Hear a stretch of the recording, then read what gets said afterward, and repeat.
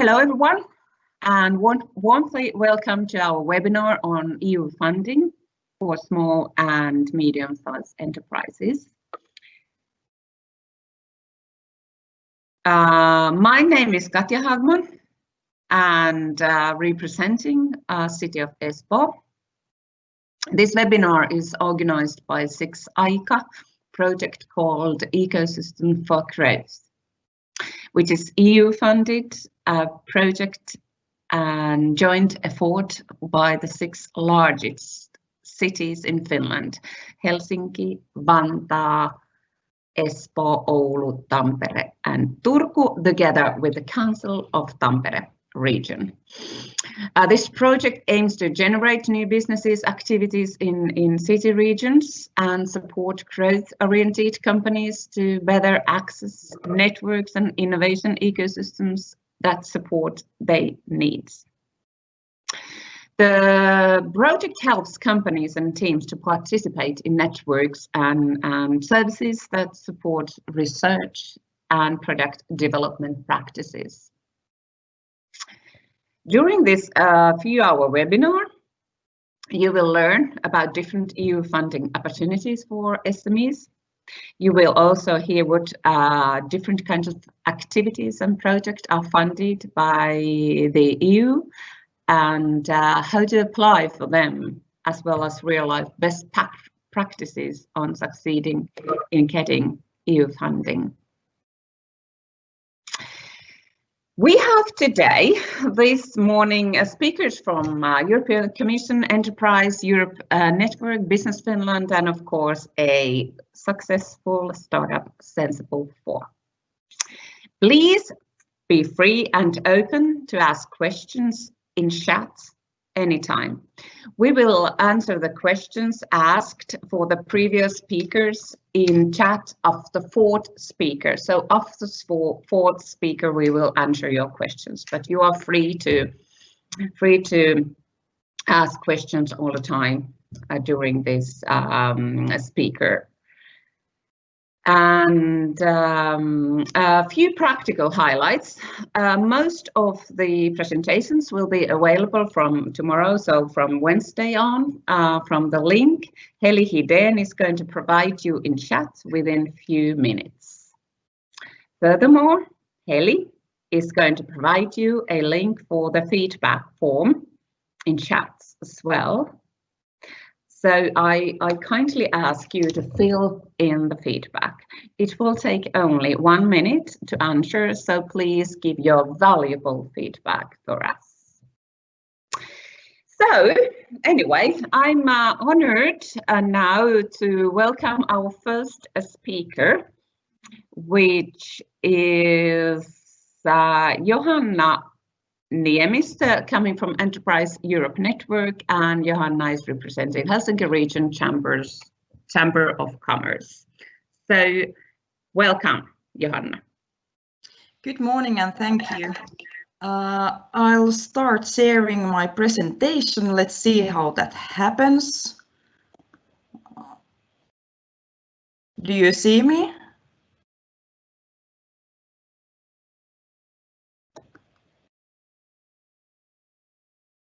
Can you see my presentation as I cannot read any texts? We can see it. All right, so good morning everyone. So my name is Johanna Niemistö and I come from Helsinki Region Chamber of Commerce, where I work in the Enterprise Europe Network. And we are not only giving services regarding EU funding, but also other services for those companies who are ambitious to go international and do international business. So I'm speaking not only about funding, but also other services. So something about our network, which is not so widely known, but it's actually the world's largest support network for companies. We are a European Commission network, and we work in 600 different organizations in almost 70 countries worldwide. And there are, I'd say, plus 3,000 advisors, but maybe more like 5,000, 6,000 altogether. And as said, we are European Commission network. And in Finland, there are 3 partners: Business Finland, Helsinki Region Chamber of Commerce, and Turku Science Park. And our operations are funded by European Commission, and in Finland also by Business Finland, and then the network partners. Our network colleagues around the world look like this. So they are chambers of commerce, but there are also very many business parks, science parks, and so on. That kind of companies which usually work with organizations which work anyway with companies abroad. In Finland, we are 17 advisors in 6 locations, so we are sort of nationwide organizational network, as we are not organization as such. Our partners, as said, are Business Finland and Helsinki Region Chamber of Commerce and Turku Science Park. And all of our advisors and specialists can be contacted, as we know each other really well. This is a positive thing with a small country. We know personally who is who and who knows what and who can help in the best way. So to the core, so about services for the companies. We give advice on internationalization, legislation, and EU funding. And we help companies to find business partners abroad. We also divide information with sort of like a little bit wider concept of giving advice. So information through our website, Twitter, seminars, and networking events. We also gather feedback from the companies for the European Commission on different topics. And we give advice how to commercialize innovation and tools to improve the company's international competitiveness, so-called innovation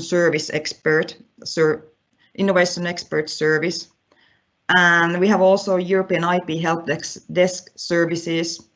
And a nice thing to hear for the companies is usually that our services are free of charge.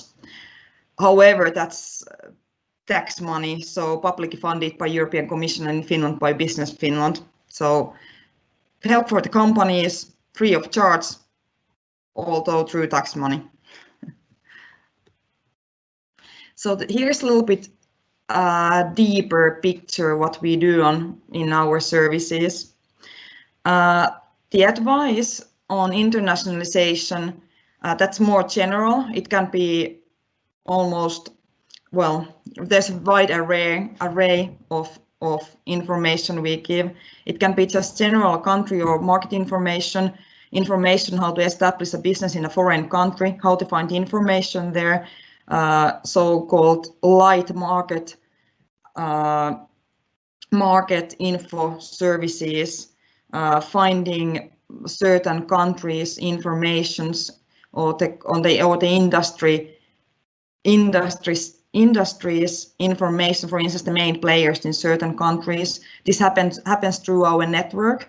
So, for instance, if I have a Finnish company interested in Germany, I can contact my colleagues in Germany responsible for certain sector and find the information through them.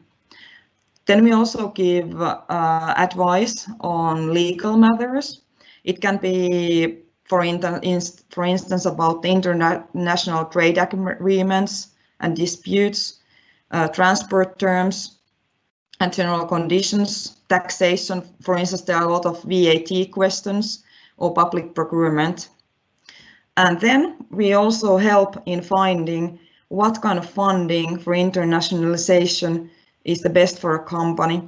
As the funding world is super big, I think there is no one who can know everything about funding or EU funding. So we sort of like help in the beginning to see what kind of funding would be the most advisable or the best for the company, and then we sort of like help in to find the way in the beginning to go for that funding. And if it's, for instance, Horizon 2020 funding or in the future Horizon Europe funding, then we'll usually signpost for those who are the national contact point in Finland who is more specialist in that funding. So on. We have also published a EU funding guide, which can be found on our website in en.fi. We also help the companies to find what kind of opportunities there are available. We do a lot of cooperation with different organizations, most often Team Finland partners in Finland, and we organize different events. And here you can see 3-hour events which are upcoming. There is in Hyvinkää, there is PK-yritykset maailmalle, end of October, that's in Finnish. And then we have webinar about Africa, what kind of challenges and opportunities there are. In this Africa webinar, there are 12 Finnish ambassadors telling shortly what's happening in their countries. So it will be super interesting. If anyone of you is considering Africa, so come to check that webinar. It's easy way to understand more. However, it's in Finnish, so this is more for the Finnish-speaking audience. And in December, we are organizing a webinar on Latvia. More of these events you can see also on our website. We also help in finding international cooperation partners. There are a few tools for that. There is the Partnership Opportunities Database, and it's an online search engine which can be used to search partners for business, technology, or research cooperation. The database has anonymous ads or search ads, what you can just check if there's anything what would interest you or your company, or you can put your own ad there. It's easiest first to go to check if there's anything for you. It's pretty easy to use as well, and it's all open. Then we can also help to find international cooperation partners through the networking events, and those are usually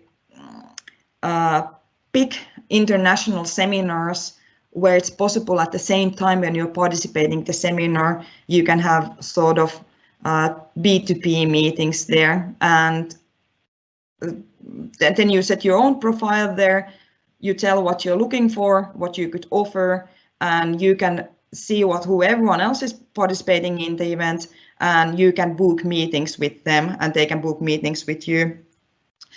And nice thing with that is, with such a negative thing as Corona or COVID-19, is that now all these international matchmaking events are online, so it's pretty easy to participate in those.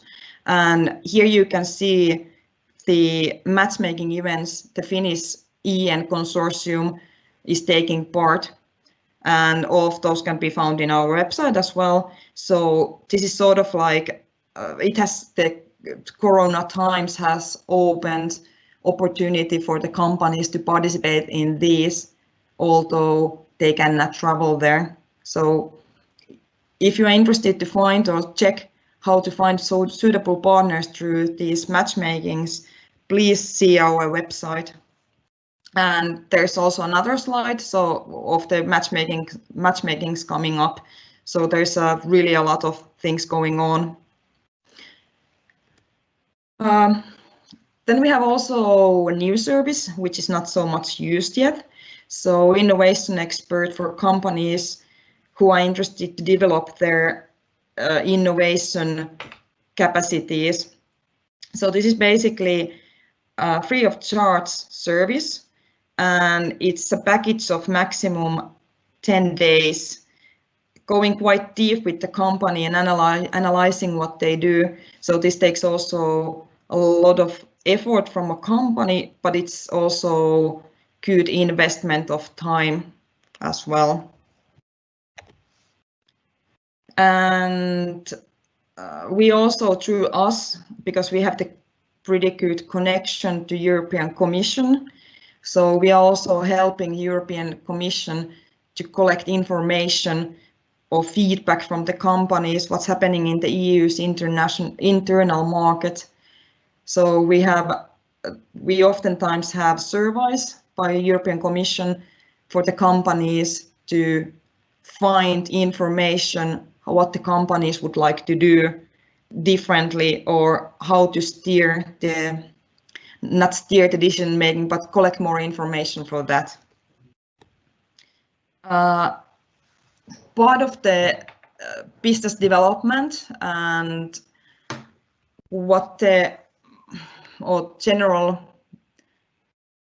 part of the business development, and especially in Finland, because we are not only manufacturing stuff, but there are also different kind of immaterial services. We are also taking part on the services of European IP Help Desk.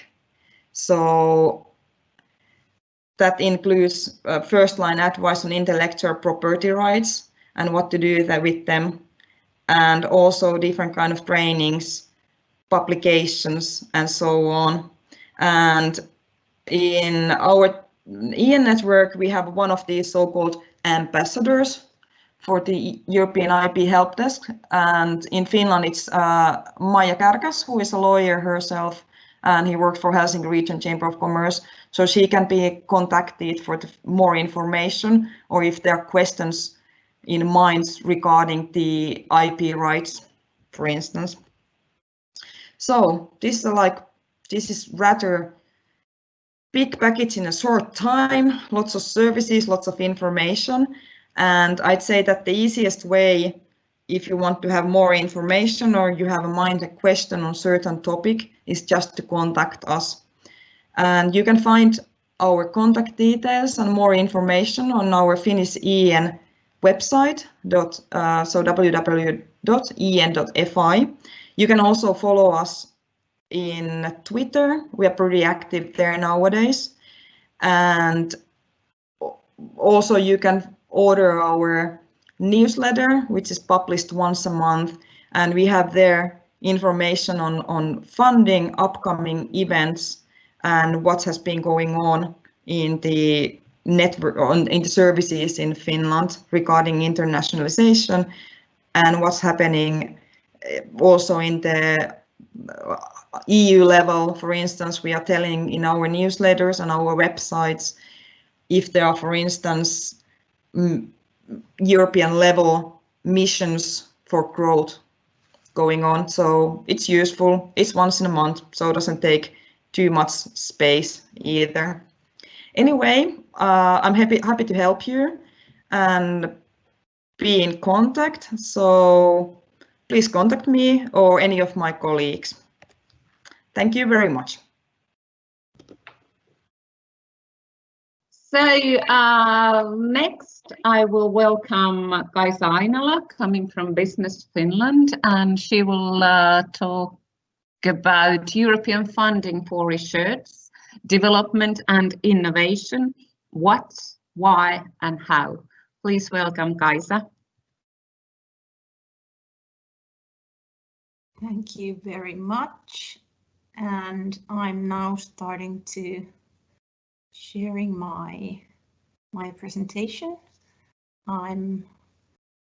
Would somebody like to confirm that it shows well? Yes, we see it. If you click on the share mode, it will show bigger. Yes. Yes, thank you. Okay. Thank you, everybody, and thank you for the organizers to invite me to this event. My name is Kaisa Ainala, and I'm from Business Finland, and specifically from EUTI, which is EU's Research and Innovation Programs Unit. We are a national liaison office for EU's research and innovation funding. So as a follow-up to Mr. Raab's previous presentation, I'm very happy to tell that there is a lot of help available in Finland when you consider applying funding from EU. On my agenda today, first I'm going to talk a little bit why at all and why now you should consider applying EU funding. Then I'm going to give a short overview on the current Horizon 2020 program and the upcoming Horizon Europe program, and then elaborate a bit how to apply EU funding in practice a little bit about opportunities and instruments for companies specifically, and then show a few exciting statistics, and then lastly tell where to find more help and more information. And a bit disclaimer, today my presentation is about EU's direct funding. So the funding that is applied directly from Brussels, unlike structural funds that are applied here nationally. Okay, but why EU funding? The thing why one should apply EU funding is, of course, funding, but it's a lot more than that. And I personally think that those things are perhaps even more important than money. If you are part of European programs or projects, you get access and you can engage with your business partners. Also, you get a lot of positive PR and an option to participate in solving bigger challenges, European level challenges. And then you get an access to research and development sites and facilities on a European level. Also longer term for R&D with both opportunities and risks, and also public funding for things that you would not afford otherwise. And lastly, it's a very good way to find and create new markets. So why now? We are in a little bit funny situation because the current program called Horizon 2020 is ending this year, but there are still some big calls left. Also, the current program, as it has been going on for many years, we know the rules very well, and the proposal and the project processes are very well tested and they work smoothly. But then again, next year, in the beginning of 2021, we will hopefully have the new program called Horizon Europe will start. And as previous speakers have already explained, these things are maybe not that straightforward than applying funding from national sources. So one really needs to start preparing early. This is a very good time to look into the new program and the possibilities it will provide, and then to start partnering with the future potential collaborators. Okay. But then an overview of the current program and the upcoming program. This slide, I took my presentation to show the structure of the current program. As you see, it is very complicated, specifically for the beginners. But I'm very happy to say that there is a lot of help available for you if you are interested in applying funding from EU. In the current program, the program is divided into so-called 3 pillars, of which the first is excellent science. It mostly funds basic science and research mobility and also research infrastructures. But then the pillars 2 and 3, they are for companies. The second pillar is called industrial leadership. And in this pillar, Commission is already piloting instruments that it will take in use in the upcoming program. And the third pillar is societal challenges. As you see, health, energy, climate, transport, and so on and so forth. All of those projects are applied as consortia. But then we go to the next program, which will hopefully start in the beginning of next year. As you see, it looks quite a lot the same than the current one. But as this is a new program, Commission has introduced some improvements and changes to it. Firstly, the most important thing for companies is the creation of European Innovation Council in the Pillar 3. The EIC, the European Innovation Council, was created to support breakthrough innovation. So it's targeted for industry and companies. And in the new program, Commission has also launched so-called missions, and they were formed to create more impact and engaged with citizens. And then one improvement or a new issue in the upcoming program is the new approach to so-called partnerships, which means that basically Commission has reduced the amount of partnerships, and they are more focused in the upcoming program. But as you can see in the Pillar 1, Commission is still funding basic research and research mobility and research infrastructure, so basically it remains the same. And then the second pillar,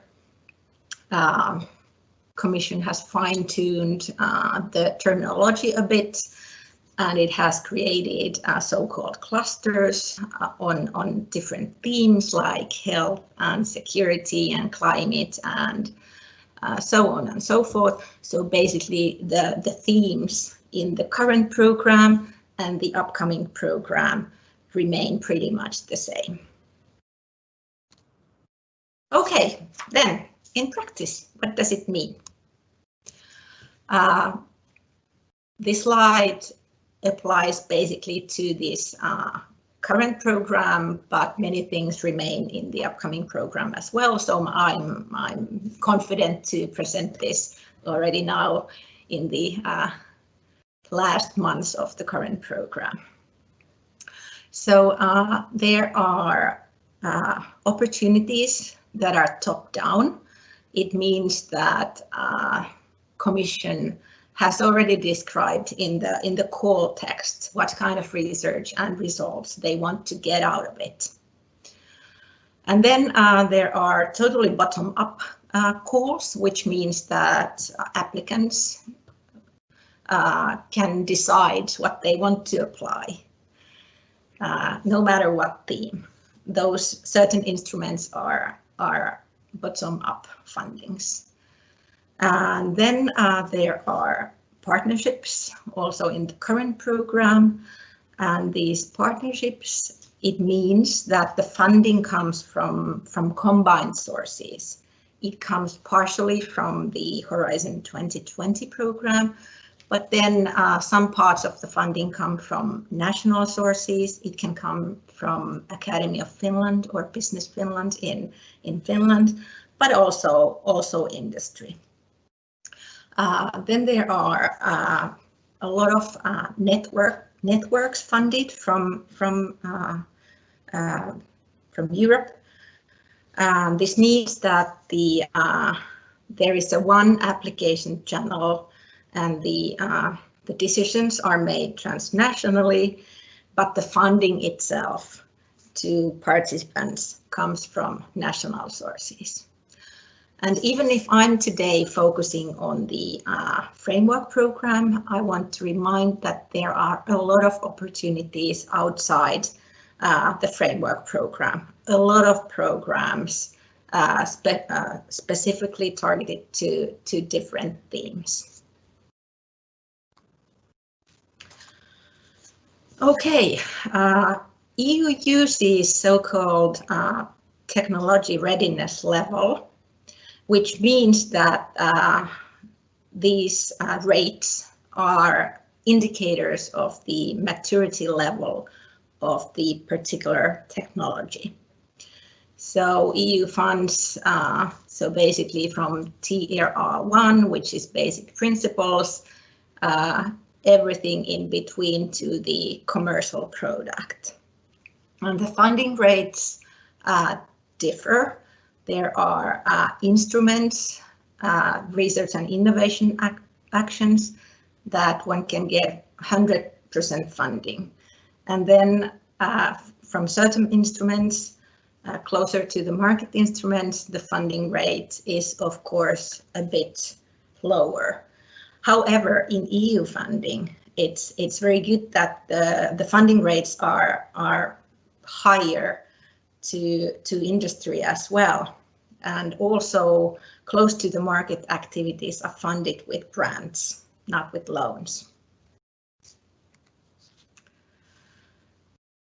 Yes.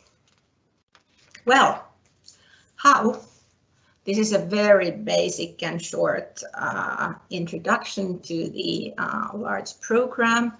However, most of the funding in the current Horizon 2020 program, as well as in the upcoming Horizon program, is allocated to consortia. It means that the problems are tackled with an international consortia. It's very typical that the consortia are about from 6 to 12 different partners. The minimum requirement is that one needs to have at least 3 participants from 3 different EU countries and or associated countries to be eligible for a certain call. The projects are typically around 3 years of length, but they can be something in between 2 to 6. The funding is good. I already explained that the funding rates vary from around 70 to even 100%, and the funding allocated to consortia vary in between 4 to even 12 millions. I know that the ownership of IPR is of course very important to companies, and the basic principle in EU funding is that the IPR belongs to the developer, even if the work is done in an international consortium. And just shortly about instrument specifically for companies is that the most options for companies are in the collaborative projects, which I just explained in my previous slide. And then there are a few instruments like EIC Accelerator, which Commission piloted in this current program, and it will come in practice again in next year when the new program starts. But I will not go into EIC Accelerator scheme in this presentation because there will be a lot of changes in the upcoming program EIC Accelerator, and the last cutoff date for this Horizon 2020 EIC Accelerator is already next week, which means that if you haven't yet started to prepare your application, then it's already too late to target for this. Yes. But luckily, there is specifically one big Horizon 2020 call open. It's for Green Deal. In total 11 areas and 20 different topics worth of almost 1 billion euros, so a huge amount of money. These calls can be found from the Commission Funding and Tenders portal, and if you are working on the area that these calls might suit you, please contact Business Finland advisors privately to discuss further. And then I promised to show you some statistics, And as we are here today as a guest in Business Espoo, I'm showing some statistics regarding Espoo. So from the current Horizon 2020 program, Espoo-based participants have received 422 million euros, which means that the whole funding coming to the share of Espoo from the whole funding coming to Finland is currently 36%. Well, the biggest receivers in Espoo are VTT and Aalto University, as well as CSC, but also Espoo-based companies have received more than 70 million euros from the current program so far. And yes, top companies that have received funding from current program in Espoo, you can see there. So you can see there are a lot of companies participating in the program, and around 10 companies have received more than 2 million euros. But this is a good share, and I would also like to take up the fact that VTT and Aalto University and CSC and some other research institutes are in Espoo as well. So that could be an option for companies interested in participating EU projects. Then this slide shows a bit the themes that are funded. So the top 5 themes funded is in Espoo are ICT and energy, then innovation in SMEs. It means that this instrument is the SME instrument, so only for one participant. Firstly, it was called SME instrument, and nowadays it's that EIC accelerator, which Commission now pilots in the last year of the current program. Then climate, environment, resource efficiency and raw materials, and health. Well, I have about 5 minutes left my presentation, so I'm giving some final thoughts and then hints and tips where to find help and more information if you are interested in applying, for example, from that Green Deal call, or would be interested in hearing more about the upcoming program. Well, the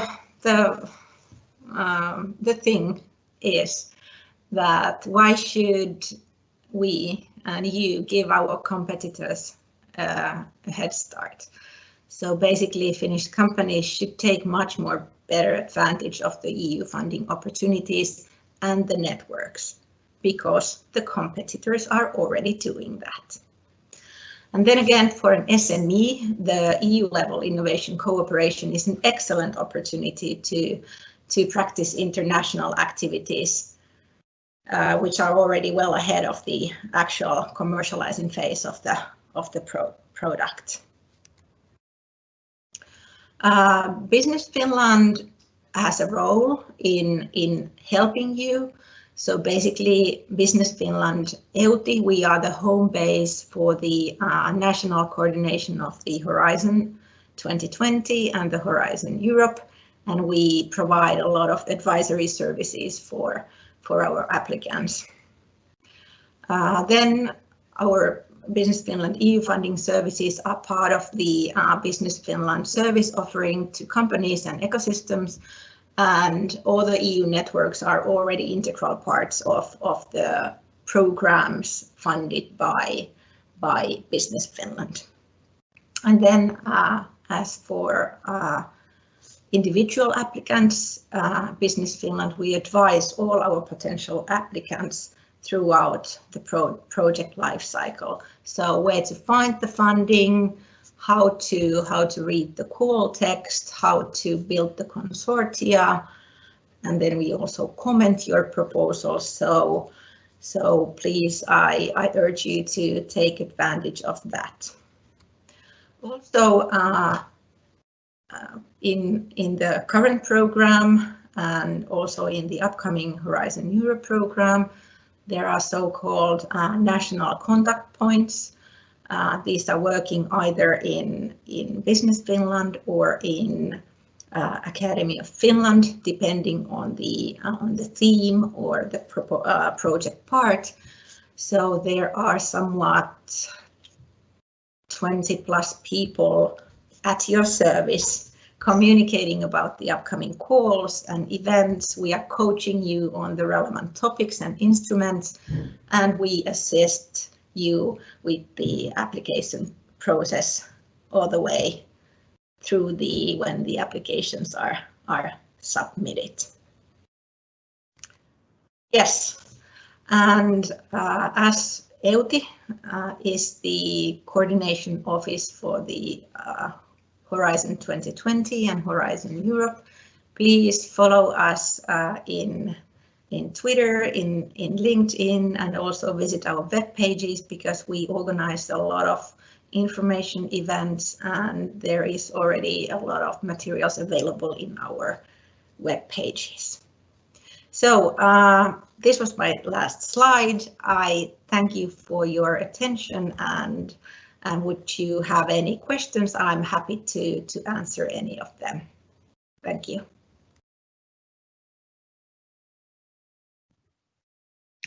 Thank you, Kaisa, very much. And next speaker is coming from Finnvera Oy, ja puhujana on Valtteri Vento. So Valtteri Vento is the speaker, ja hän puhuu EUn rahoitusjärjestelyt yritysten tukena Suomessa. Ole hyvä. Kiitos.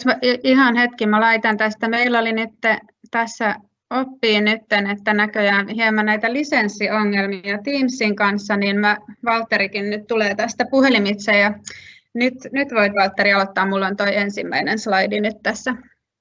Joo. Kiitos oikein paljon. Ja terve kaikille minunkin puolestani. Hello from my behalf also.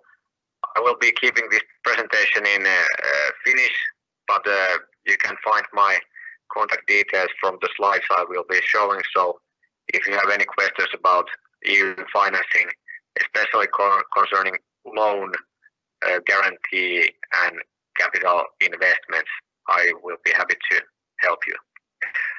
Mutta nyt mennään suomeksi eteenpäin. Terve vielä vaan kaikille. Minun nimeni on Valtteri Vento ja työskentelen Finnverassa näiden EU-rahoitukseen liittyvien kysymysten kanssa. Voidaan mennä tuohon seuraavaan kalvoon saman tien. Meillä on Finnverassa neuvontapalvelu, Euroopan strategisten investointien rahaston eli ESIRin neuvontapalvelu, perustettu vuonna 2017, ja se antaa neuvontaa oikeastaan aika laajalti EU-rahoituksesta tällä hetkellä. Pääpaino on toki tässä ESIRissä, mutta tämä EU-rahoituksen kattavuus on laajentunut viime vuosina valtavasti tämän ESIRinkin ulkopuolelle, niin pyrimme neuvomaan myös näissä asioissa. Tässä kun edellinen puhuja puhui näistä avustusmuotoisista EU-rahoituksista, niin painotan nyt, että kun minä puhun tästä aiheesta, niin puhun markkinaehtoisista EU-rahoituksesta, eli lainoista, takauksista ja sijoitusvaroista. Meidät tavoittaa tämmöinen neuvontapalvelun osoitteessa www.esir.fi. Sitten voi laittaa sähköpostia esir@finnvera.fi ja sitten puhelimitse voi myös tavoittaa. Me annamme neuvoa oikeastaan aika laajalti elinkeinoelämälle, mutta myös julkiselle puolelle, kunnille ja muille kunnallisille kehitysyhtiöille ja näin päin pois. Joten meillä on kokemusta monenlaisesta neuvontatyöstä. Mennään seuraavaan kalvoon.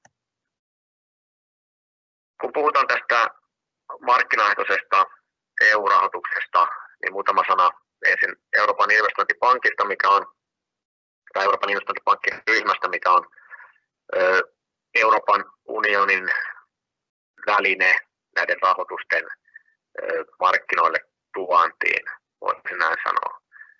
Euroopan investointipankkiryhmään kuuluu itse Euroopan investointipankki ja sitten Euroopan investointirahasto. Euroopan investointirahasto vastaa pääasiassa tästä pk-yritysrahoituksesta ja sitten sijoitusmuotoisesta rahoituksesta. Toki tiettyjä poikkeuksia on. Suomen valtio omistaa Euroopan investointipankista oman pienen siivunsa, hieman yli prosentin osuuden, joten voidaan puhua jollain tasolla myös meidän pankistamme. Mennään seuraavaan kalvoon.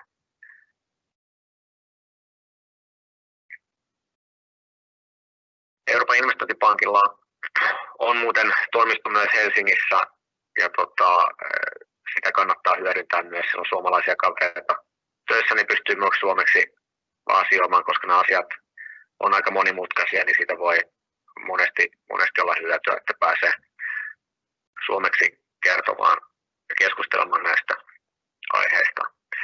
Euroopan investointipankin rahoitus kaiken kaikkiaan Suomeen on aika mittavaan. Se on ehkä tämmöinen vähän niin kuin varjoissa toimiva organisaatio, ei kovin tunnettu, mutta kuitenkin rahamääräisesti mitattuna Suomessa ihan tekijälaitos.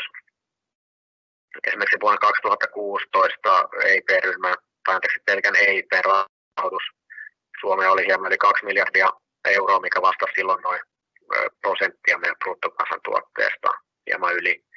Nyt se on tasoittunut tuonne noin 1,7 miljardiin euroa vuodessa. Jos katsotaan noita varsinaisia hankkeita tuossa seuraavalla kalvolla, mitä sieltä on rahoitettu juuri Euroopan investointipankin taholta, puhutaan aika isoista infrahankkeista usein, T&K-hankkeista, muutamia pienempiä startup-rahoituksia myös on. Tässä on nyt huomioitava, että tämä on juuri EIP-rahoitusta, eli se Euroopan investointirahasto hoitaa sitä PK-yritysrahoitusta ja niistä kerron kohta lisää. Mutta tässä on mielenkiintoista tietoa myös kuntien ja kaupunkien edustajille, että EIP on ihan varteenotettava neuvottelukumppani, kun lähdetään vähän isompia hankkeita selvittämään, niiden rahoitusta kasaamaan. Tässäkin listassa taisi olla joku PK-yritysten laajempikin rahoitus. Siellä on tuo EC-EIB, SME Initiative Finland, PK-yritysaloite suomeksi. Kerron siitä kohta muutamalla sanalla lisää, mutta nämä voi myös olla tämmöisiä tavallaan portfoliorahoituksia, että jonkun rahoituksen alla sitten onkin enemmän PK-yritysrahoitusta luvassa esimerkiksi pankkien kautta. Sitten mennään seuraavaan kalvoon, missä näkyy näitä Euroopan komission ohjelmia, joita on tarjottu yrityksille, nimenomaan markkinaehtoisen rahoituksen ohjelmia. Se on sinisellä nuolella on merkitty näitä ohjelmia, mitkä Suomessa on tällä hetkellä käytössä. Cosmen, jos mennään ylhäältä alaspäin, niin Cosmen pääoma sijoitustuote kappalemäärältä on aika vähäisiä, mutta Suomi on suhteellisesti kuitenkin hyötynyt hyvin. Siellä Euroopan investointirahasto toimii suoraan suomalaisten rahastojen kanssa ja solmii sopimuksia. Näistä on vähän heikosti tietoa sitä kokonaisuudesta ollut saatavilla, koska se toimii suoraan näiden rahoituslaitosten rahoitusrahastojen välillä, mutta kuitenkin Suomi on siellä ihan hyvin hyötynyt. Sitten on näitä vaaleamman harmaalla janalla merkittyjä takausohjelmia, jos Suomi on ollut varsin aktiivinen hyödyntäjä. Innofin SME Guarantee, joka on tämän ESIR eli EFSI-rahoituksen alainen tuote. Sitten sitten on tämä SME Initiative, eli PK-yritysaloite, mistä edellisen kalvon kohdallakin mainitsin, ja sitten COSME-takausohjelma, mikä myös on Esirin alaista rahoitusta. Sitten on lisäksi tämmöinen Easy mikroyritysrahoitustuote, mikä myös Suomessa on pankin kautta markkinoilla. Kaiken kaikkiaan Suomi on näitä hyödyntänyt suhteellisen laajasti, ja kuten tästäkin huomaa, niin oikeastaan yhtä takaustuotta lukuun ottamatta, joka on tämmöinen luovien alojen ja kulttuurin ohjelma, niin nämä on hyödynnetty. Pääomapuolellakin se on ollut toiminta suhteellisen aktiivista. Ihan 100% en voi sanoa, että näistä kahdesta alimmasta sijoitustuotteesta, missä ei ole nuolta, niin että niitäkään ei olisi Suomessa hyödynnetty, mutta niistä ei ole vaan tietoa tullut. Mutta monen eri yrityksen kehitysvaiheeseen Euroopan komission tuella rahoitusta on Suomen markkinoilla tarjolla. Ja nämä on kaikki nimenomaan EIP-ryhmän kautta markkinoille tulevia tuotteita, vaikka ovatkin komission aloitteita. Sitten EIP-ryhmän alla voi tosiaan olla näitä rahastoja tai pankkeja tai vakuutusyhtiöitä, jotka sitten sitä rahaa viime kädessä sitten yrityksille lainaavat tai sijoittavat. Sitten mennään tuohon seuraavaan kalvoon, missä on nämä EU-tukemat PK-rahoitusohjelmat tällä hetkellä Suomessa listattuna. Niitä on aika paljon. Tuossa ylimpänä nyt on näitä pienempiä ohjelmia. SME Midcap Loan, lainaohjelma ja sitten tämä Easy mikroyrityksille ja yhteiskunnallisille yrityksille tarkoitettu ohjelma. Midcap-yrityksille tarkoitettu Midcap Risk Sharing, Esirin alainen ohjelma on OP:lla käytössä. Ja sitten on oikeastaan nämä kaksi merkittävintä ja suurinta yritysjoukkoa koskevaa ohjelmaa, eli PK-yritysaloite, englanniksi SME Initiative, jossa oli ensimmäisessä vaiheessa mukana OP, Nordea, Aktia, SP-ryhmä ja oma SP. Se oli varsin suosittu tuote ja pankilta se loppukin suhteellisen nopeasti. Se on nyt ollut pitkään neuvottelut käynnissä Euroopan investointirahaston, Suomen valtion ja sitten pankkien välillä, ja uusia pankkeja nyt on tulossa, sinne on lisärahoitusta saatu, niin niitä on nyt tulossa mukaan. Sopimukset on nyt käsittääkseni kirjoitettu tai kirjoitetaan juuri näinä päivinä, ja tiedotteita varmaan saadaan viikon parin sisään tästä tilanteesta. Mutta siinä on uusia pankkeja tulossa mukaan ja sitä rahaa on taas saatavilla. Kerron kohta tästä tuotteesta lisää tarkemmin. Sitten on SME Innofin, mikä mainittukin tuossa aikaisemmin, jossa on tällä hetkellä mukana pankeista OP, Nordea ja Ålandsbanken ja sitten vakuutusyhtiöistä Lähitapiola ja Fennia. OP ja Nordealla se on enemmänkin massatuote, sitten käsittääkseni vakuutusyhtiöillä enemmän semmoinen täsmätuote, ja Ålandsbanken sitten toimii Ahvenanmaalla tämän tuotteen turvin.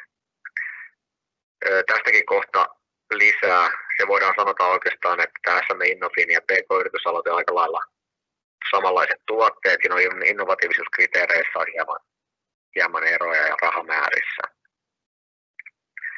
Sitten on COSME-tuote, mistä George Schwabkin tuossa aikaisemmin taisi mainita. Sen on Finnvera tehnyt vuosi sitten syksyllä sopimuksen Euroopan investointirahaston kanssa tästä tuotteesta, ja sitten nyt välitetään markkinoille OP Nordean säästöpankkiryhmän, Dansken Aktian, oma SP:n ja Fennian kautta. Siitäkin kohta lisää. Ja sitten on teollisuussijoituksen yhteissijoitusohjelma Euroopan investointipankin kanssa.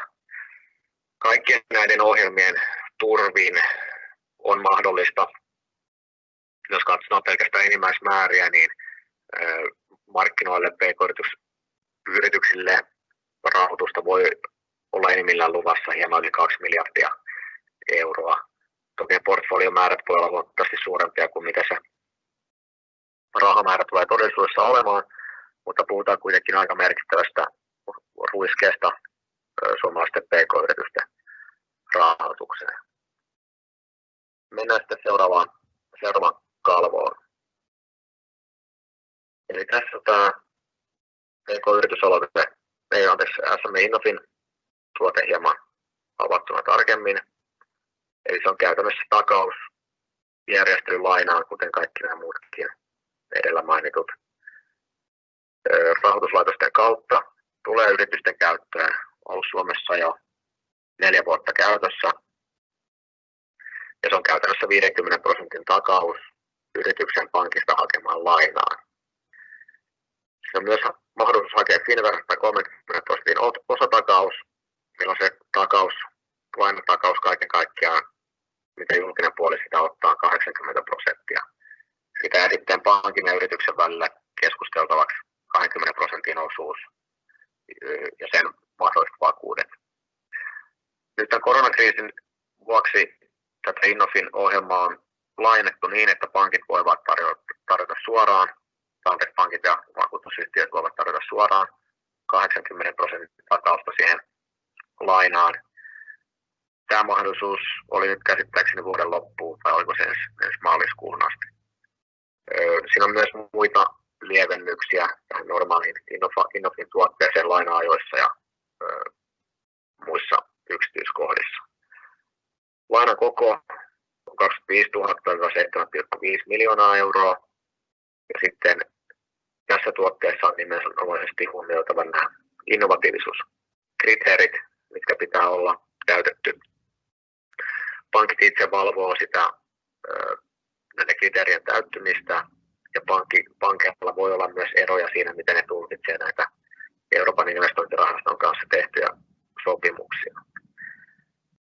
Kuitenkin huomioitava se, että ne innovatiivisuuskriteerit on suhteellisen helppo Suomen kaltaisessa ympäristössä täyttää, missä on aika suhteellisesti paljon innovatiivisia yrityksiä ja yritysten lähestyminen liiketoimintaan usein sisältää sellaisia elementtejä, mitkä Euroopan mittapuussa katsotaan innovatiiviseksi. Ja esimerkiksi pelkkä Business Finlandin asiakkuus riittää näiden innovatiivisuuskriteereiden täyttymiseen, että se on Euroopan suuntaan merkki siitä, että yritys on innovatiivinen. Vaikka se olisi vain innovaatiosetelin hyödyntäminen tai muuta vastaavaa. Ja tällä hetkellä tätä rahoitusta on tarjolla OP Nordean, Lähitapiolan ja Fennian kautta. Sitten mennään seuraavaan kalvoon. Katsotaan PK-yritysaloite, eli SME Initiative, hieman tarkemmin.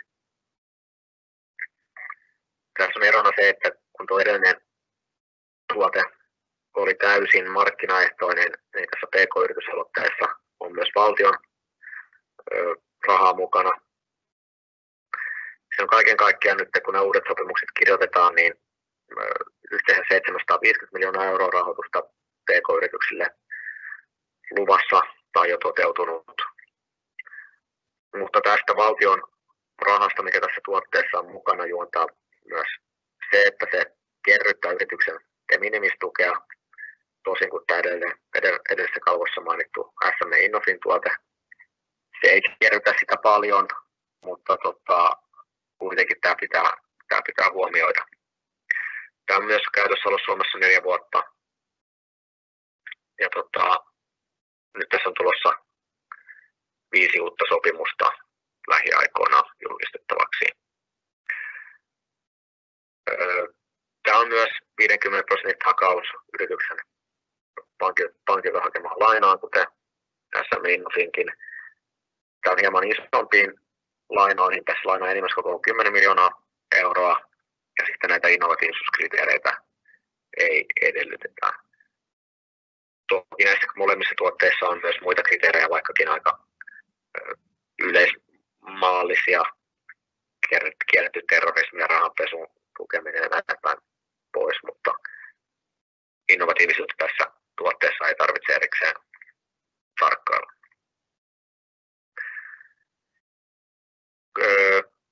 Tiedotamme tuolla esir.fi-sivuilla heti, kun kuulemme tästä lisää ja oletettavasti myös pankit, jotka tähän ohjelmaan nyt ovat tulossa sitten mukaan, niin myös laittavat tiedotetta pihalle toivottavasti lähiaikoina. Sitten seuraavaan kalvoon, jos mennään, niin katsoin tätä meidän Finnveran COSME vastatakausohjelmaa. Eli kuten todettu, teimme viime vuonna syksyllä Euroopan investointirahaston kanssa sopimuksen tämmöistä EUn tukemasta takaustuotteesta. Tämä on pienempiin lainamääriin kuin nuo edelliset takaustuotteet.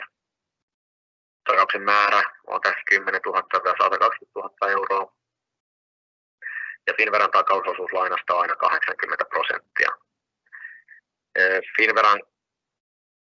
Finnveralla on käytössä tämmöisessä PK-takaus-nimisessä tuotteessa. Tämä takaus on tarkoitettu yrityksille, jotka tavoittelee kasvua tai tarvitsee rahoitusta tästä koronakriisistä johtuvaa käyttöpääomatarpeeseen. Sitä voi myös käyttää investointeihin, käyttöpääomaan tai sitten tuotekehitykseen. Yrityksen pitää olla yli 3 vuotta vanha, sitten se pitää olla luottokelpoinen ja edellytys tulee olla kannattavan liiketoimintaan. Nämä kriteerit ovat aika yhtenevät noiden muidenkin tuotteiden kanssa. Nämä ei ihan semmoiseen vasta-aloitettuun startup-toimintaan kovin helpolla taivu. Toki semmoisiakin tapauksia pankkien kautta on käsittääkseni ollut, mutta lainaprosessi on käytännössä sama kuin pankin normaalikin lainaprosessi ja pankin luottopolitiikkaa noudatetaan. Tässä tätä tuotetta nyt välittävät tällä hetkellä OP Nordea, säästöpankkiryhmä Danske, Aktia Oma Säästöpankki ja Fennia. Sitä on tällä hetkellä paljon jäljellä, sitä meni tuossa keväällä todella paljon tämän koronakriisin johdosta, mutta tehtiin Euroopan investointirahaston kanssa lisäsopimukset, jonka turvin se ei tule nyt loppumaan kesken. Sitten mennään seuraavaan kalvoon. Muutama sana tämmöistä Euroopan yleisistä yritysten tukitoimista, jotka eivät ole rahoituksellisia. Ensimmäisenä Euroopan investointineuvontakeskus, European Investment Advisory Hub, joka toimii Euroopan investointipankin alaisuudessa. Käytännössä on keskitetty neuvontakeskus, joka tarjoaa neuvoja ennen kaikkea sellaisille hankkeille, myös julkisen puolen kuntien hankkeille, jotka eivät ole aivan niin kuin siinä pankkirahoituksen mahdollistavassa kunnossa. Eli tämän neuvonnan tarkoitus on pääasiallisesti tukea sellaisia hankkeita, jotka ovat juuri sillä rajalla, että ne olisivat toteutumassa siihen kuntoon ja muotoon, että ne saadaan toteutettua. Silloin PK-yritysten neuvonta on myös jatkuvasti ollut suuremmassa roolissa. PK-yritykset ovat tällä neuvontakeskuksessa nyt ja varmasti jatkossa enemmän myös mielenkiinnon kohteena.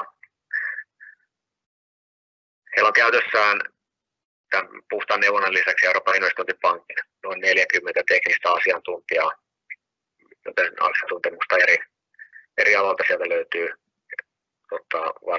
varsin hyvin. Ollaan Finnveran kanssa solmittu tämän kanssa yhteisymmärryssopimus ja meidän kautta tätä neuvontakeskusta voi hyödyntää, jos teillä on hyviä sopivia hankkeita, niin voidaan soitella tuonne Luxemburgin päähän ja katsoa, että löytyisikö sieltä jotain sopivaa pakettia teidän hankkeen eteenpäin viemiseksi. Sitten seuraava kalvo, missä kerrotaan Euroopan investointihankeportaalista, eli European Investment Project-portaalista, joka on käytännössä nettisivu, löytyy Googlen kautta, missä eurooppalaiset hankkeet, rahoitusta kaatavat hankkeet voivat ilmoittaa itsestään potentiaalisille sijoittajille. Tässä on ollut ajatuksena se, että vaikka Euroopassa rahoitusmarkkinat toimii suhteellisen hyvin ja tämmöisiä rahoitusten keltaisia sivuja ei välttämättä tarvita tai ainakaan tarve ei ole niin suurta, niin Euroopan ulkopuolella on haluja sijoittaa Euroopan unionin alueelle, mutta useammasta syystä johtuen tietenkin tieto niistä voi olla vaikeasti tavoitettavaa, joten tämmöisen portaalin avulla tietoa on pyritty levittämään ja saada helpommin EU-alueen ulkopuolisten sijoittajien käyttöön. Tämä on myös 2016 käynnistetty, kuten moni näistä muistakin toimenpiteistä, joiden tausta on tässä 2008 finanssikriisin jälkihoidossa ja siinä, kuinka investoinnit eivät Euroopassa sitten melkein 10 vuoden odottelunkaan jälkeen enää tai vielä lähteneet nousuun. Projektimme minimikoko on on 1 miljoona euroa ja sitten aloitus viimeistään 3 vuoden päästä hakemuksen jättämisestä. Tällä hetkellä tuolla sivuilla on noin 1000 projektia, siellä on noin 50 Suomesta. Se suomalaisten hankkeiden määrä on ollut aika stabiili. Siellä on osa ehtynyt poistoja ja jatkuvasti tulee lisää hankkeita. Mutta tämmöinen myös tieto on ne, jos koette, että tarvetta rahoituksen etsimiselle isommilta vesiltä on tarvetta. Sitten mennään tuohon seuraavaan kalvoon. George Raab-komissiosta tuossa omassa puheenvuorossaan käsittelikin tätä aihetta hyvin ja voisin nyt vähän täydentää tätä suomalaista kontekstia tähän aiheeseen. Mennään seuraavaan kalvoon, missä on lyhykäisyydessään yksinkertaisesti esitetty tämä EUn budjetti ja sitten tämä Next Generation EU, mistä tämä kokonaisuus, EU-rahoituksen seuraavan 7 vuoden rahoituskokonaisuus koostuu. Siellä yritykset hyötyvät tässä annetusta pilareista useammastakin, mutta pelkästään yrityksille tarkoitettu kohta toimii pääasiassa tämän tai ainoastaan Invest EU-ohjelman kautta. Tämä Invest EU-ohjelma on tämän mun aikaisemmin mainitseman Euroopan strategisten investointien rahaston eli ESIRin seuraaja, voisi sanoa näin, mutta monilta osin huomattavasti laajempi. Siinä on Euroopan investointipankki keskeisessä roolissa, mutta nyt muutos tapahtuu ennen kaikkea siinä, että Finnveran kaltaiset kansalliset rahoituslaitokset ovat myös lähteä hyödyntämään suoraan tätä Euroopan unionin budjettitakausta, millä nuo kaikki edellä mainitut takaustuotteet ja myös sijoitustuotteet ovat toimineet. Mennään seuraavaan kalvoon. Eli kuten komission esityksessä tuotiin esiin, niin tämä Invest EU-ohjelman on tarkoitus koota tämä nykyinen varsin sekava ja monitahoinen rahoituksen kenttä yksinkertaisemmaksi. Nyt, jos pieni kriittinenkin sana sallitaan, niin tämä koronakriisi tietenkin sotki monet suunnitelmat Euroopassa ja myös tämän kokonaisuuden omalta osaltaan. Kuten todettu aikaisemmin, nämä neuvottelut on vielä tämän Invest EU-ohjelman sisällöstä kesken. Pääpiirteet siinä pysyy kuitenkin samana.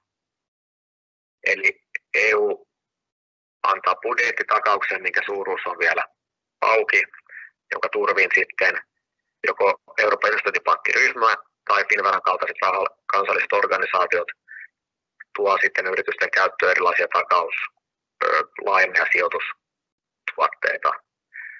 Koko luokka on kuitenkin vielä hämärän peitossa. Ja myöskin se, että kuinka hyvin tämä Invest EU pystyy näitä kokoamaan alle näitä tuotteita. Voi olla, että esimerkiksi Cosme ja Innofin tuote esimerkiksi säilyvät omilla nimillään, vaikka ne ehkä brändillisesti ovat tämän Invest EU-tuotteen alla. Tämä nyt ei tietenkään yritysten näkökulmasta ole kovin mielenkiintoista tietoa, ja näin se pitääkin olla. Jatkossakin näiden tuotteiden markkinoille tuominen tapahtuu pankkien ja muiden rahoituslaitosten kautta, mikä on varsin tehokas tapa, koska sillä tavoitetaan varsin laajat yritysjoukot, varsin tehokkaasti. Ja sitten myöskin yritysten ei tarvitse siihen EU-byrokratiaa tai muuhun sotkeutua. Mutta tulevien, toivottavasti kuukausien aikana, mutta toivottavasti puhutaan enemmänkin viikoista, koska tämä mielestäni EU-ohjelma piti alkaa tuossa jo ensi tammikuussa. Mutta tietoa tulee lisää ja asia kirkastuu. Sen verran voidaan sanoa, että Finnvera on tähän lähtenyt aktiivisesti mukaan selvittämään tämän hyödyntämistä ja tarkoituksemme on sieltä EU-budjetista käydä varoja hakemassa ja tuoda ne suomalaisten yritysten käyttöön. Ja keskustelua käydään myös siitä, että kuinka laajasti Suomessa tätä onnistuttaisiin tekemään myös muiden organisaatioiden toimesta. Mutta näin, seuraava kalvo onkin sitten kiitoskalvo ja vastaan mielelläni kysymyksiin, mitä tästä aiheesta voi mahdollisesti tulla. Kiitos.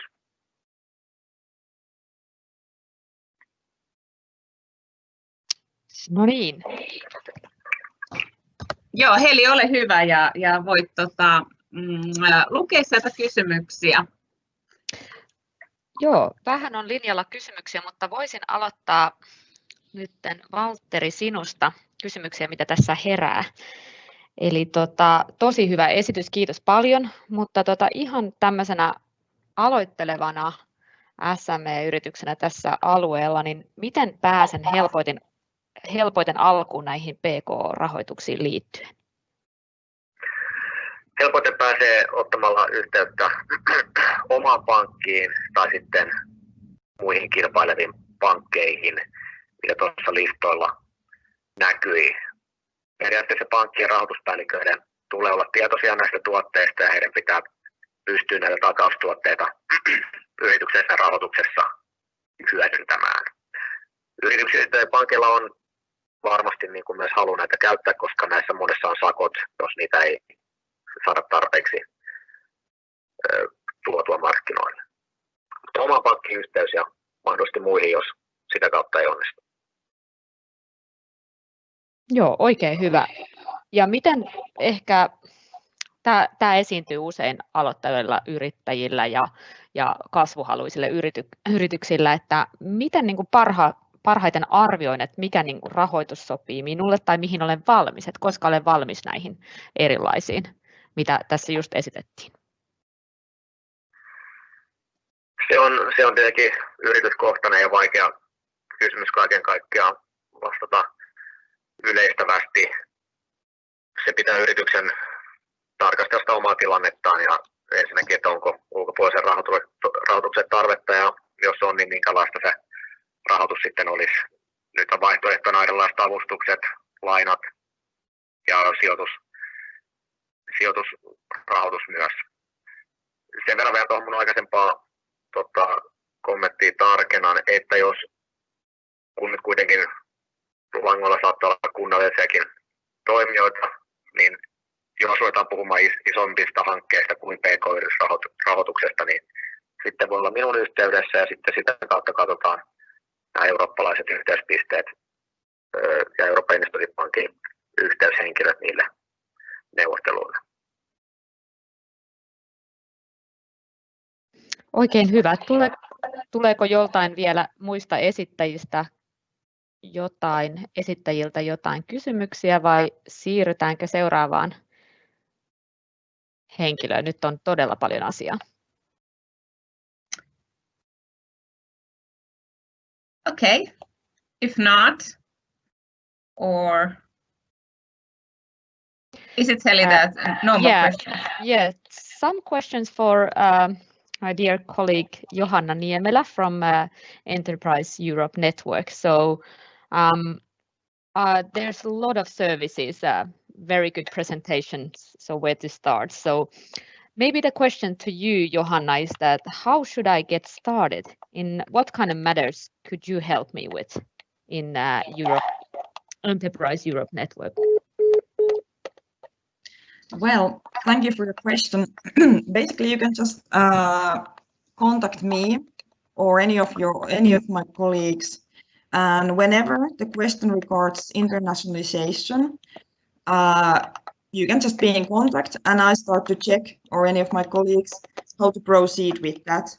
And if it's not me or EN Network, we will check who can help, because we are anyway very well connected with the different Finnish organizations, Team Finland partners and so on, to check who can help. And sometimes it might be that if the company needs very specific help, it's not the publicly funded organizations, but maybe consultants who are the best for that.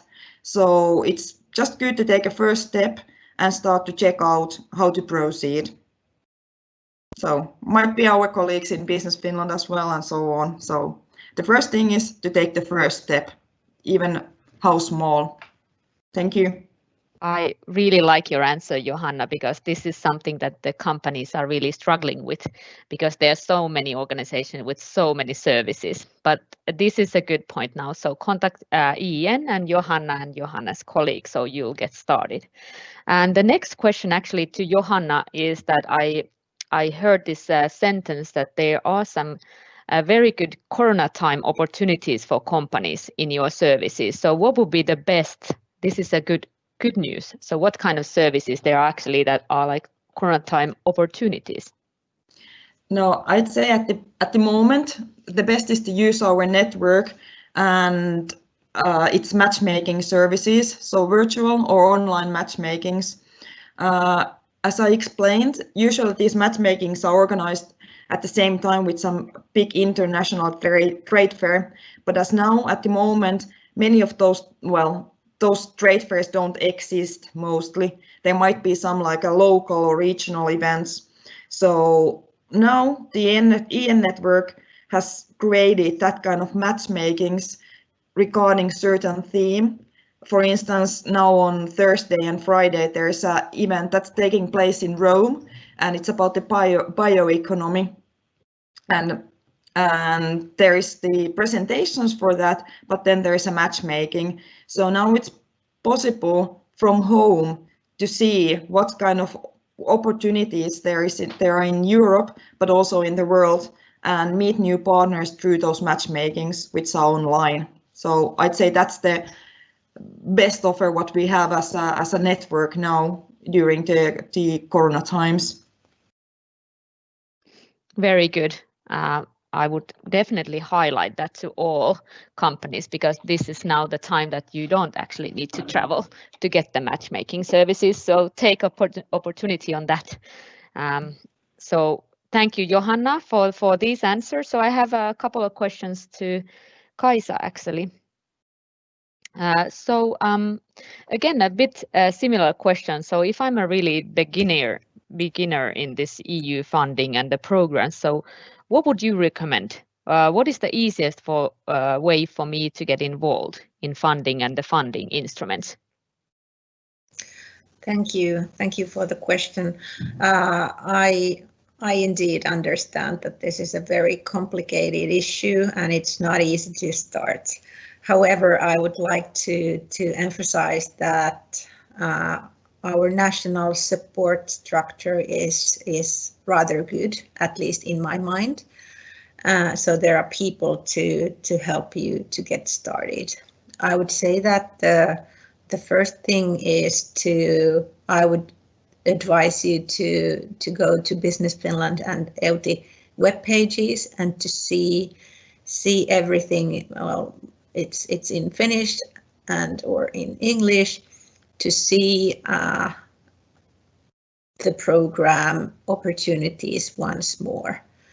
And then please contact us working in EUTI. If it's not us who can support you, we will certainly find you the right thematic person from our network working as a national contact points to push you further.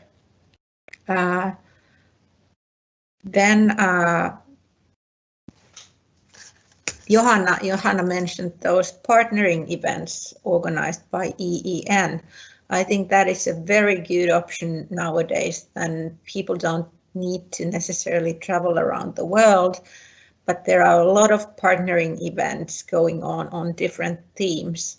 So depending on if you want to participate on an international consortia or consider that you would have something to provide, then certainly attend to those partnering events on your own theme.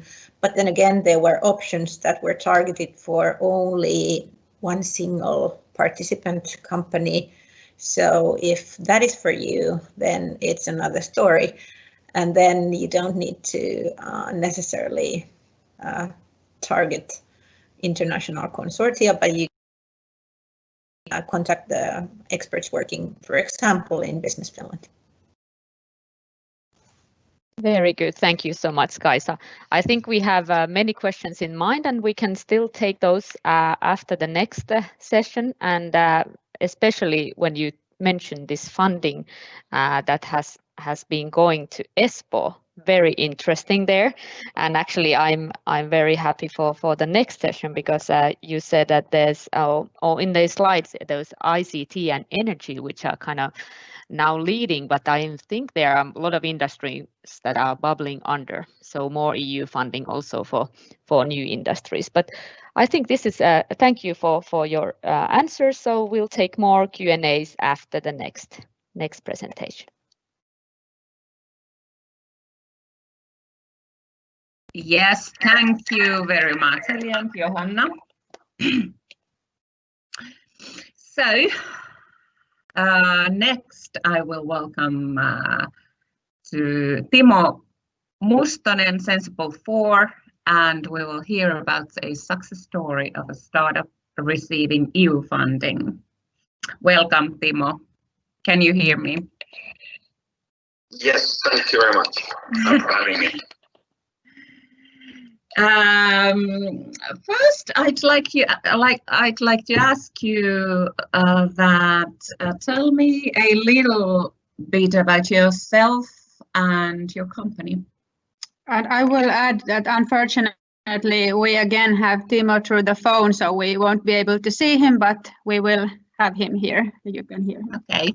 Please, Timo. Yes. So we are Sensible 4 develop software for all-weather autonomous vehicles. So we were founded in 2017 to answer the problem that was troubling pretty much the entire industry of self-driving cars, and that's the weather. If self-driving vehicles are ever going to be a part of our everyday life, they really need to work everywhere at every weather situation. And this is basically the carrying idea behind the entire company. When our founders met each other, they were working with vehicles that were not capable of driving, for instance, in rain, and they decided it's time to do a little bit of a better job. Something you might have noticed from us is the Dacia shuttle bus that was, for instance, driving around Pasila this year. It's our showcase vehicle that we use to show that it is indeed possible to drive in all weathers. Basically, what we believe is we believe in a world that isn't based on private car ownership necessarily. A world which has significantly less cars on the roads. Vehicles tomorrow should be autonomous, electronic, and ideally shared.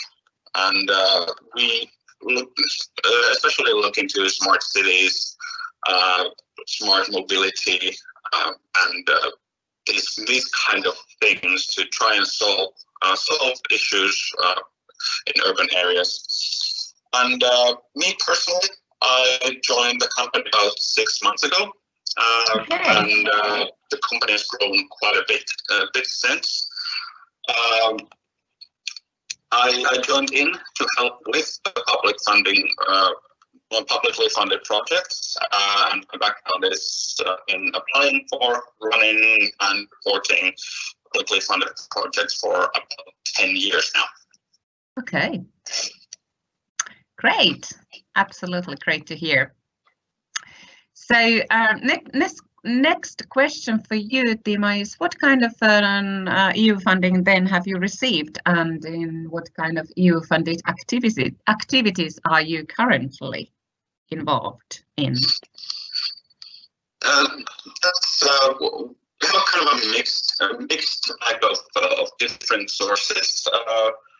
We've used quite a different opportunities. So in the beginning, for this Gotcha Bus, we got funding from Uudenmaan Liitto.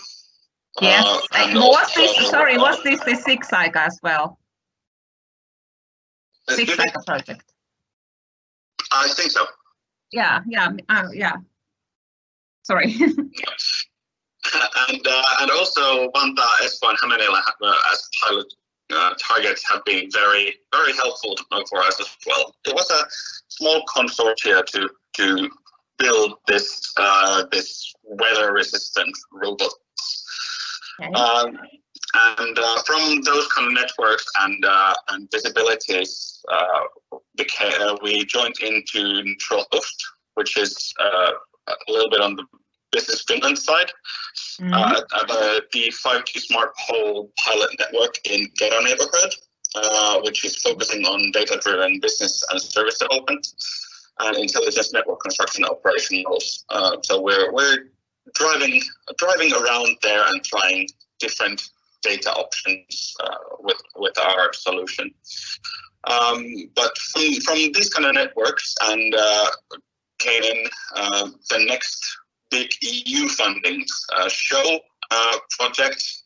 If you want to know more about that one, it's show-project.eu, which supports the deployment of shared connected electric automation in urban transport. There's about 20 cities across Europe working on it. And also 5G Mobix, which examines the implications of 5G and it's the future of it has in especially autonomous driving. 55 partners, 10 different countries from EU, Turkey, China, and Korea. And that one is 5G-mobix.com if you want to look more into it. Right. Those are the ones that we're currently active in.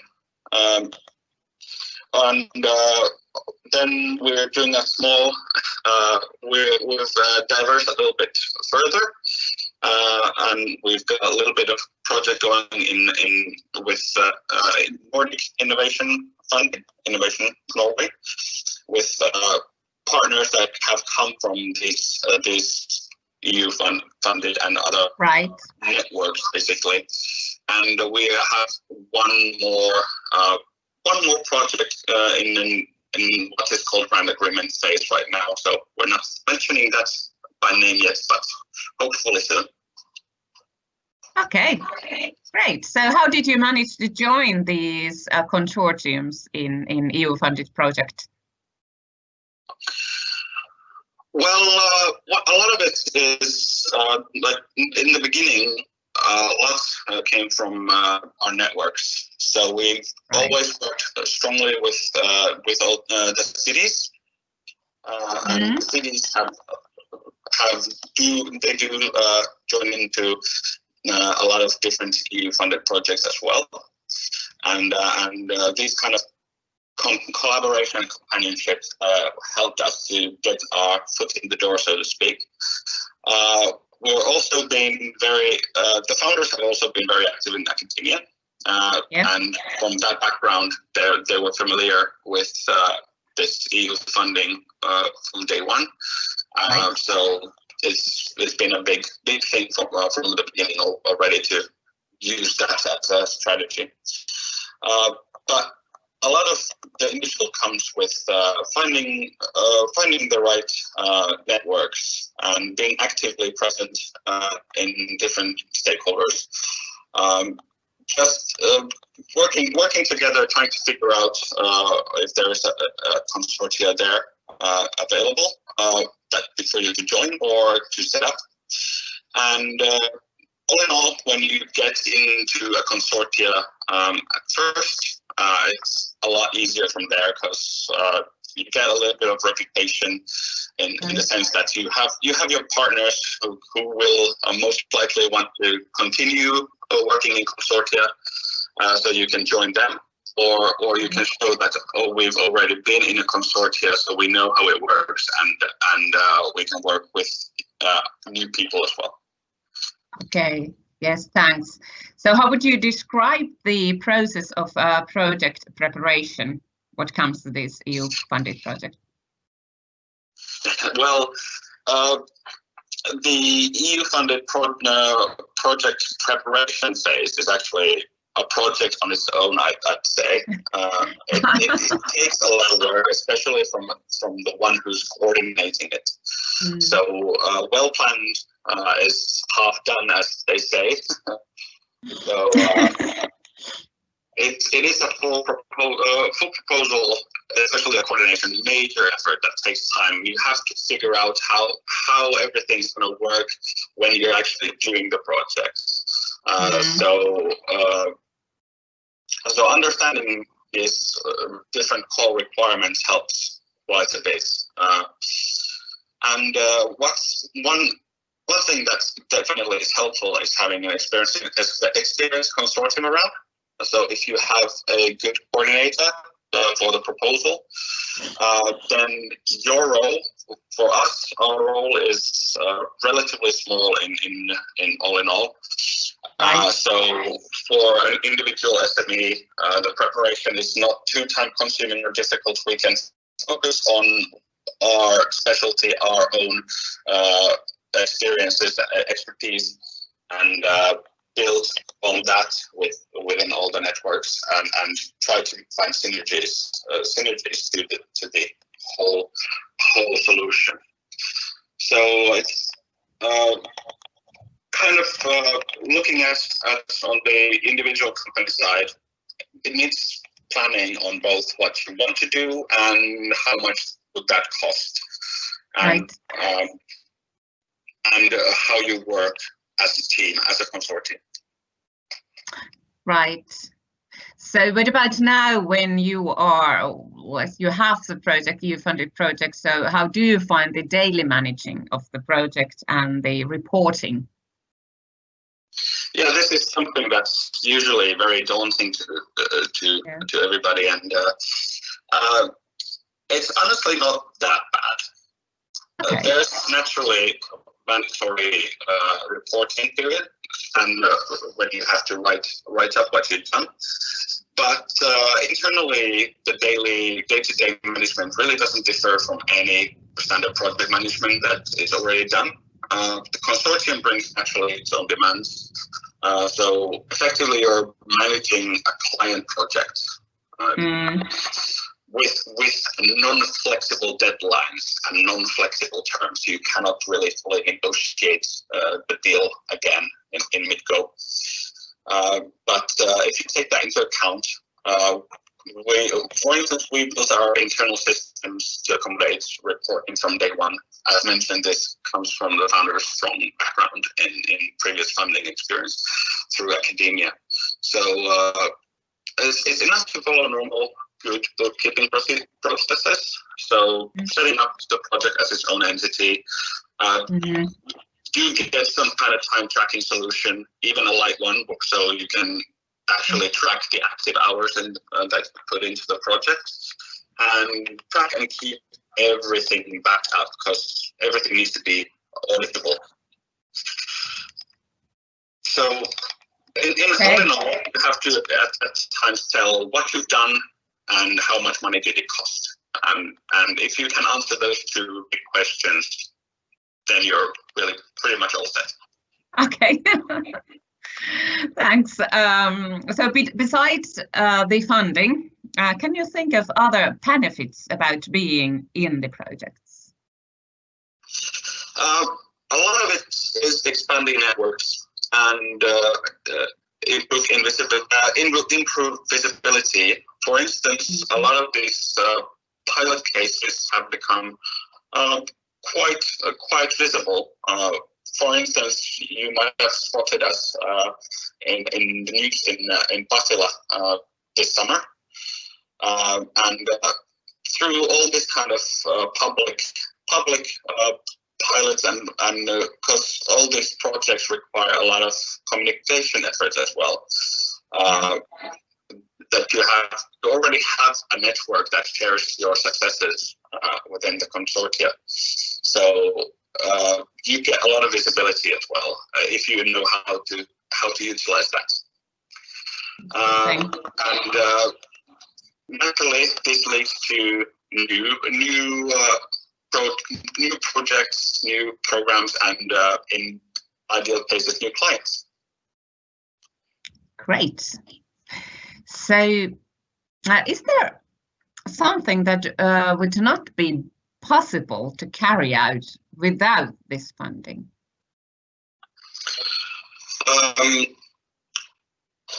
To some extent, yes. Okay. As most often, the funding is grants are not 100%, so you do have to put a little bit of your own money in. Yes. It's good to have an idea of what you want to get out of it. So it is an investment in sense. What we've focused on is we are while we do our core thing without outside of this consortia, the consortia definitely supports our core doing. For instance, well, looking back, Gotcha would have taken a lot longer to come to fruition without funding, and a lot of visibility issue again. A lot of opportunities might have not come to fruition as quickly as they have through these networks and projects that we've been in. So in general, it's a good idea to try and get the funding that's relevant to you, but and that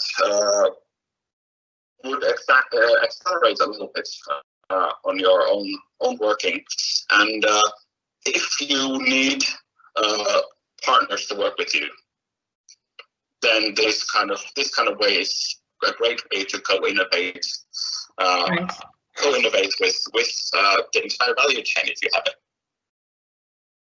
Okay, thank you so much. So I have a few final questions for you, Timo. Do you have any practical tips for companies considering to apply for EU funding? For example, what point to do it? What does it take to make it happen? Was there anything surprising about the process or so on? Well, first practical tip is the networking, to find those partners you want to work with. Figure out, try and dive into a little bit on the different consortia. And if you're not ready to build your own consortia, which can be very, very time-consuming and a project of its own, check those consortia that focus on your solutions and your where you could provide more kind of ideas, and approach them for a follow-up. There's usually a follow-up funding instrument coming at this taking things further or looking things from another perspective that's been already done. So don't be afraid to approach consortia that are already existing. You can find them in Cordis, for instance. And preparation can be a lot time-consuming. It's both the planning of it is time-consuming, but also the duration of from plan to project is time-consuming. This is not emergency funding. It needs to be used as a strategic long-term funding possibility. So when it takes months and months from the proposal idea to get the funding decision, and then to start working, and then to finally finish working, you are 2 to 4 years later. So it will take a while, but it's also a little bit of a help with like it's when the process is slow. It gives you yourself time to build up your team, build up your capabilities when you know that, okay, you're already pretty much funded on this one, so we can build on this and build on our strengths.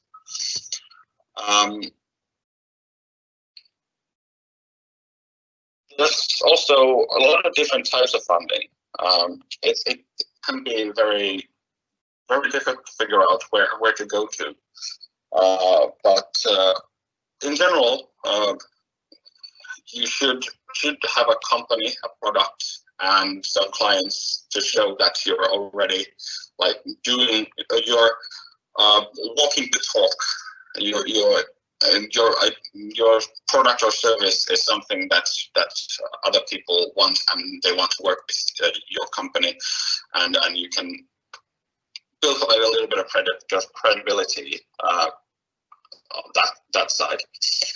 For the earlier track record, Business Finland, Finnvera, we've heard a lot of different options earlier today from, and those are all definitely available, and help is available for the earlier track and individual development work. And also something that to keep in mind, that when you get in, you think like, what do you want to do?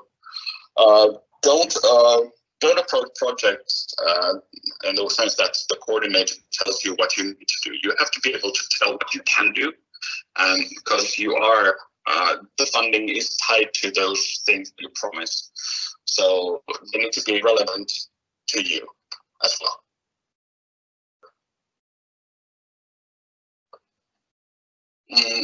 Katja, you are on mute if you are talking. Thank you, Timo. Yes, sorry about this. Anyway, that was all my questions, and I thank you so much for the interview. But then I will give Heli. Do you have any questions there in chat? Yes, unfortunately, not so many questions on the chat, but I would actually ask now our other presenters. So Johanna and Kaisa, I think you know the Sensible 4 case quite well. You're a success story, and you were really nice to hear all kind of funding tips and hints for the companies. So would you have any questions to Timo?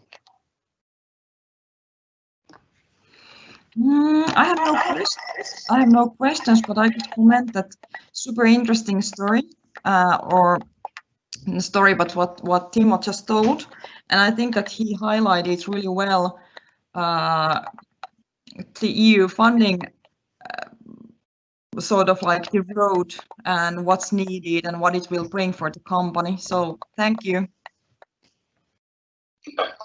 Something I might want to say, that if you're working in your networks with already like research partners from academia, they quite often do this on a monthly basis. So approach them as well and see if they have something that you can join in, and that way. Make your building of the consortia easier, and also your planning process easier, because you already have like most of it done.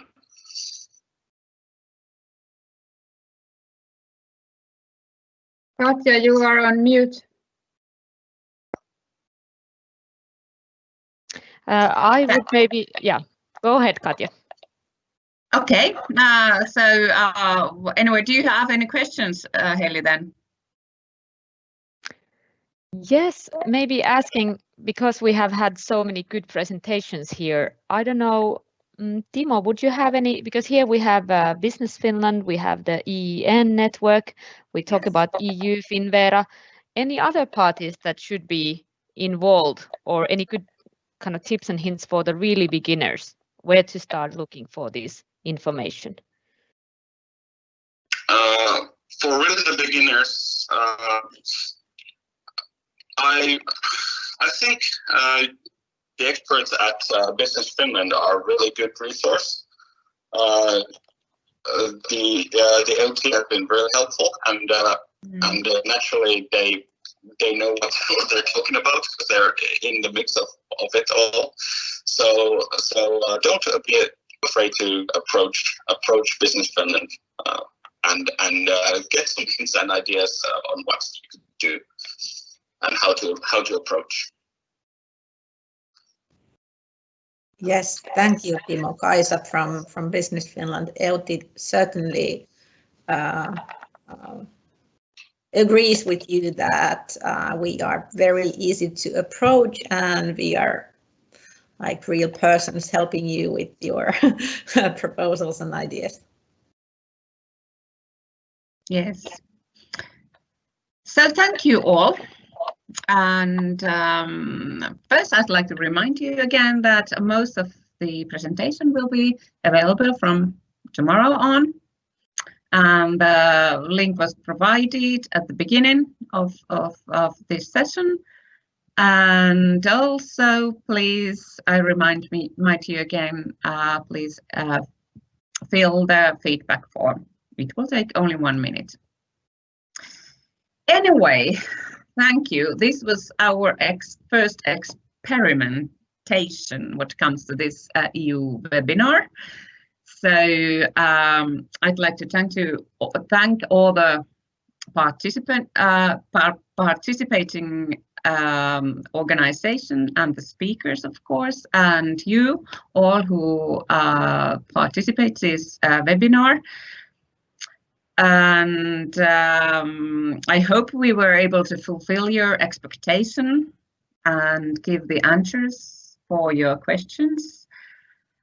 Thank you, great speakers, again, for sharing your experts to our listeners, and thank you, Heli.